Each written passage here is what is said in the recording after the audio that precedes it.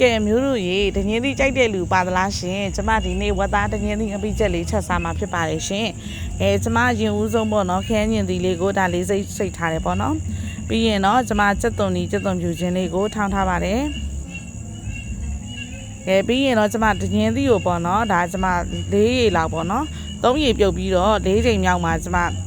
ထက်ညက်လေးထည့်ပြီးပြုတ်ပါတယ်ထညက်လေးထည့်ပြီးပြုတ်ရင်တော့သူကနော်ပထမရေဒုတိယရေသွန်ပြီးသွားရင်နောက်ဆုံးရေမှာထညက်ထည့်ပြုတ်ရင်စိတ်တောက်ကင်းတယ်လို့ပြောတယ်ပေါ့နော်ပြီးရင်တော့ကျမဒါပြုတ်ပြီးသားတရင်သီးလေးကိုရတာဝင်တော့နည်းနည်းလေးထုပေးတယ်ပေါ့နော်ပြီးရင်တော့ကျမဒါဝက်သားလေးကိုတုံးသေးသေးလေးတုံးထားတယ်ပြီးရင်ကျမခရုစီကြာညို့အကျဲအနောက်ပေါ့နော်ပြီးရင်တော့ကျမရတာမုံလေးထည့်ပြီးနိုင်ဝက်လောက်နှက်ထားပါတယ်ရှင်ပြီးရင်တော့ကျမစီပူလောင်တည်ပါမယ်စီပူလိုက်ရင်တော့ကျမတို့ဒါထုံးစံတိုင်းကျွတ်သွန်ပြူချင်းလေးကိုစီစားတက်ပေးပါမယ်စီတက်လေးတွေမွေးသွားတဲ့အထိကျမတို့စီတက်ပေးမယ်ပေါ့နော်တငင်းသီးရတော့ပေါ့နော်ဒီကျမတို့စက်မကြီးအတွက်ဆိုရင်တော့တော်တော်ရှောင်ကြတာများတယ်ပေါ့နော်ကြောက်ကက်လဲသူကထိနိုင်တယ်ပေါ့နော်အဲ့တော့အများနဲ့စားရင်တော့မကောင်းပါဘူးကဲကျမတို့စီတက်ပြီးရင်တော့ဒါငပိလေးနဲ့ငယ်ထည့်မယ်ပေါ့နော်ငပိလေးနဲ့ငယ်ထည့်ပြီးရင်တော့ငပိလေးကြည်သွားအောင်ကျမတို့မွေပေးမှာဖြစ်ပါတယ်အဲ့တော့ပေါ့နော်ခုနစကားပြန်ဆက်ရမယ်ဆိုရင်ကျမတို့ကြတော့အရင်ကြိုက်တယ်ထဲမှာတော့မပါဘူးဒါပေမဲ့ကြိုက်တော့ကြိုက်တယ်ပေါ့နော်သူ့ယာတီပေါ်ချိန်လေးဆိုရင်တော့စားကြင်စိတ်ဖြစ်တယ်ပေါ့လေအဲ့လိုမျိုးကြရင်တော့ကျမတို့ဒါအမြဲတမ်းတော့မစားပါဘူးတခါတလေစားပေးပါတယ်ကဲပြီးရင်တော့ကျမတို့ရေများတောက်ကြတာပေါ့နော်ကဲကျမတို့ဒါစီတက်ကလေးရသွားပါပြီစီတက်ကလေးရသွားပြီဆိုရင်တော့လေကျမတို့ဒါခရမ်းညင်သီးလေးထည့်ပါမယ်ခရမ်းညင်သီးလေးထည့်ပြီးတော့ကျမတို့ဒါလုံးပေးမယ်ပေါ့နော်ခရမ်းညင်သီးလေးတွေကျမတို့လိတ်သွားတဲ့အထိဒါကျမတို့ဒါချက်မှာဖြစ်ပါတယ်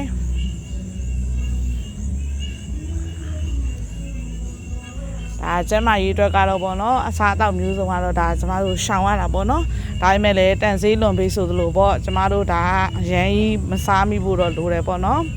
ဒါကိုကျမရေးချိန်နေနဲ့ကြည့်ပြီးတော့ချိန်ဆပြီးတော့အစားအသောက်ကိုဒါကျမတို့ဒါစားတော့အောင်မှာဖြစ်ပါတယ်ရှင်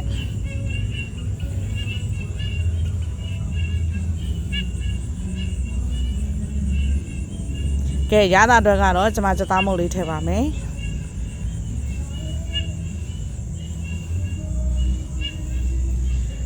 ရတာမုတ်တော့ကတော့ကျမစသားမုတ်လေးထည့်တယ်ငပိလေးပါတယ်ပေါ့နော်ပြီးတော့ကျမခုနအသားထဲမှာနှက်ထားရတဲ့မှာလည်းရတာမုတ်ထည့်ထားတယ်ပေါ့နော်အဲ့တော့ဘာမှထပ်ထည့်စရာမလိုတော့ဘူးပေါ့နော်ကဲကျမခရမ်းညင်သီးလေးဒါပို့ပြီးတော့နူးသွားအောင်ကျမရေလေးနဲ့ငယ်ထည့်ပြီးထပ်တယ်ပါတယ်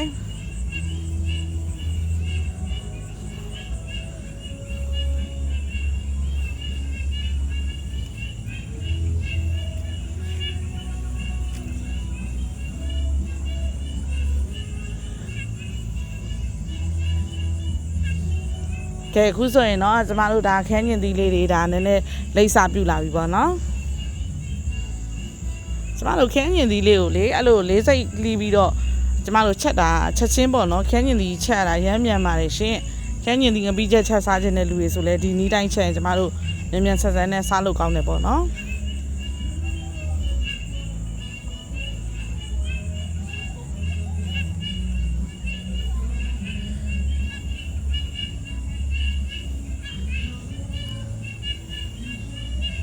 ကဲခရမ်းညင်သီးလေးတွေကဒါလိမ့်သွားပါပြီဒီနေ့ထားလေးရောက်ပြီဆိုရင်တော့ကျမတို့ဒါခုနနှက်ထားတဲ့ဝက်သားလေးကိုထည့်မယ်ပေါ့နော်ကဲနှက်ထားတဲ့ဝက်သားလေးကိုထည့်ပြီးွားရင်ကျမတို့ခရမ်းညင်သီးအနှစ်ကလေးနဲ့ဝက်သားလေးနဲ့ကျမတို့ပေါ့နော်သမအောင်မှွေပေးပါမယ်ကျမတို့ရတာလေးလည်းဝင်သွားအောင်ပေါ့နော်လုံးပေးမယ်ပေါ့ရေမထည့်သေးပါဘူးရှင်ဒါဝက်သားလေးနဲ့ကျမတို့ခရမ်းညင်သီးအနှစ်ကလေးနဲ့ရတာဝင်သွားအောင်ပေါ့နော်ဒါဖြည်းဖြည်းချင်းလေးလုံးပေးပါမယ်မီးကိုအေးအေးလေးနဲ့ပဲကျမတို့တည်ပေးပါမီးရမ်းပြင်းရင်ကြတော့လေကျမတို့ပဲဟင်းမဆိုပေါ့နော်အရသာလေးအိုးမြန်တူးလွယ်ပြီးတော့အသားမှလည်းအဲ့တူးတဲ့အနံ့ပိုဝင်သွားပြီးစားမကောင်းဘူးပေါ့နော်မီးအေးအေးလေးနဲ့ချက်တာကောင်းပါတယ်ကဲဒါကျမတို့ခရမ်းညင်သီးနှစ်ကလေးနဲ့ဝက်သားနဲ့အရသာဝင်သွားပြီပေါ့နော်ဒါကျမတို့ဒီချိန်ကြီးရေမထည့်သေးဘူးနော်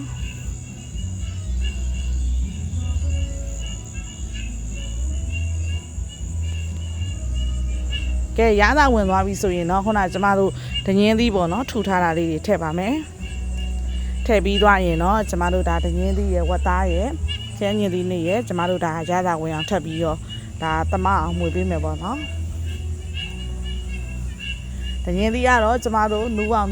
ပြုတ်ထားပြီးသားဆိုတော့ဒါကြက်တဲ့နေထားဆိုတော့တိတ်တည်ပေးကြမလို့ဘူးဝက်သားကလည်းကျမတို့အရင်တည်ပေးကြမလို့ပေါ့နော်အဲ့တော့ဒါလေးကိုကျမတို့ရင်လုံးမယ်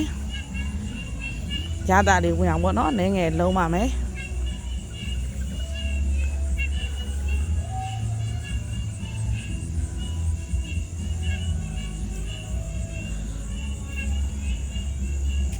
ကဲလုံးပြီးသွားရင်တော့ကျမတို့ရေလေးနည်းငယ်ထည့်ပါမယ်နည်းငယ်ထည့်ပြီးတော့ဝက်သားလေးနည်းနည်းလေးချက်သွားကျမတို့တည်ပေးမယ်ပေါ့နော်အဲရေလေးနည်းနည်းခမ်းသွားပြီဆိုရင်တော့ဒါကျမတို့ဒါစီလေးနည်းနည်းလေးပြန်လာပြီဆိုရင်ရပါပြီ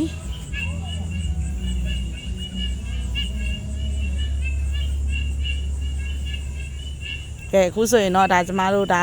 ရေလဲခမ်းသွားပြီပေါ့နော်ဒါဆိုရင်တော့ကျမတို့ဝတ်သားတညင်းသီးငပိချက်ကလေးရပါပြီရှင်စီပြန်လေးပေါ့နော်ထမင်းလေးနဲ့ဒါနယ်ဖက်စားမယ်ဆိုရင်တော့ဒါရန်ထမင်းစားမြိတ်နေပေါ့နော်ကဲကျမ်းမာရေးတွဲကြိုက်တယ်ဆိုလဲမျိုးတို့လည်းတစ်ခါတလေပဲစားကြပါစားကျင်စိတ်ဖြစ်တဲ့ခါကျရင်တော့တန်စည်းလွန်ပြီးဆိုတဲ့အတိုင်းပဲနည်းငယ်ပဲစားကြပါလို့ပြောချင်ပါတယ်ရှင်ကျမတော့စားကျင်စိတ်ဖြစ်တဲ့ခါရင်လို့လေးချက်စားပါတယ်ကျေးဇူးသူများအလုံးနဲ့ကျေးဇူးတင်ပါတယ်ရှင်